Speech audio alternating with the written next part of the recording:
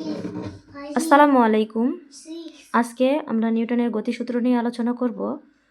তো সর্বপ্রথমে আমরা জানব যে নিউটনের গতিসূত্রটি কত সালে আবিষ্কৃত হয়। নিউটনের গতিসূত্রটা সর্বপ্রথম আবিষ্কৃত হয় 1687 সালে। স্যার আইজ্যাক নিউটন ভর, গতি ও বলের মধ্যে সম্পর্ক স্থাপন করে 3টি সূত্র প্রদান করেন 1687 সালে। তো প্রথম 3টি সূত্রের মধ্যে প্রথম সূত্রটি হচ্ছে বাহ্যিক কোনো বল প্রয়োগ করে বস্তুর অবস্থার পরিবর্তন করতে বাধ্য না করলে স্থির বস্তু চিরকাল স্থির থাকবে এবং গতিশীল বস্তু চিরকাল সমবেগে সরল পথে চলতে থাকবে। আমি আবারও বলছি, প্রথম সূত্রটি বাহ্যিক কোনো বল প্রয়োগ করে বস্তুর অবস্থার পরিবর্তন করতে বাধ্য না করলে স্থির বস্তু চিরকাল স্থির থাকবে এবং গতিশীল বস্তু চিরকাল সমবেগে সরল পথে চলতে থাকবে। অর্থাৎ কোনো স্থির বস্তুকে আমরা যদি বাইরে থেকে যদি ধাক্কা প্রয়োগ না করি বা বল প্রয়োগ না করি, সেই বস্তুটি কিছুতেই গতিশীল হবে না। আর গতিশীল বস্তু যদি সমবেগে সরল পথে চলতে থাকে, তাকে যদি আমরা বন্ধ বা তার উপর বল প্রয়োগ না করি, তাহলে সেই গতিশীল বস্তু চিরকাল সমবেগে সরল পথে চলতে থাকবে। দ্বিতীয়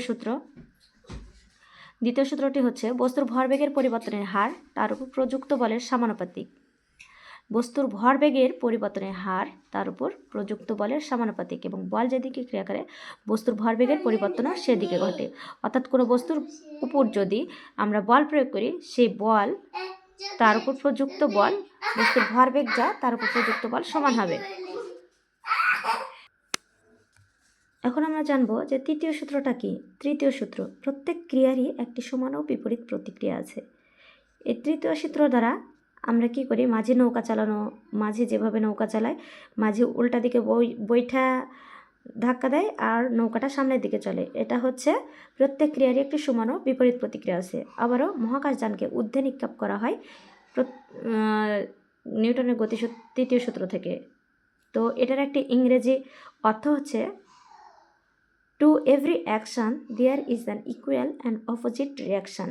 অর্থাৎ প্রত্যেক ক্রিয়ারই একটি সমান ও বিপরীত প্রতিক্রিয়া আছে। তো নিউটনের পদার্থবিজ্ঞানে নিউটনের গতিসূত্র খুবই গুরুত্বপূর্ণ, তাই আমাদের নিউটনের গতিসূত্রগুলো ভালোভাবে জানতে হবে। এখন আমরা জানব যে ভরবেগ কী। দ্বিতীয় সূত্রে বলা হয়েছে বস্তুর ভরবেগের পরিবর্তনের সমানুপাতিক। অর্থাৎ তাহলে সেখানে ভরবেগটা কি, বস্তুর ভর ও বেগের গুণফলকে ভরবেগ বলে। মনে করি কোনো বস্তুর ভর m এবং বেগ v, তাহলে ভরবেগ p = mv। এখানে ভরবেগকে p দ্বারা প্রকাশ করা হয়েছে। বস্তুর বেগ দ্বিগুণ হলে ভরবেগও দ্বিগুণ হবে। বল যা স্থির বস্তুর উপর ক্রিয়া করে স্থির বস্তুকে গতিশীল করে বা করতে চায়, বা যা গতিশীল বস্তুর উপর ক্রিয়া করে তার গতির পরিবর্তন করে বা করতে চায়, তাকে বল বলে। তো বলের মাত্রা কি? বলের মাত্রা হচ্ছে mL/t²। বলের একক হচ্ছে নিউটন। অর্থাৎ বল = ভর গুণন ত্বরণ। ভিডিওটি আপনাদের একটু ভালো লেগে থাকলে প্লিজ চ্যানেলটি সাবস্ক্রাইব করুন এবং লাইক, শেয়ার, কমেন্ট করে আমাদের পাশেই থাকুন। ধন্যবাদ সবাইকে।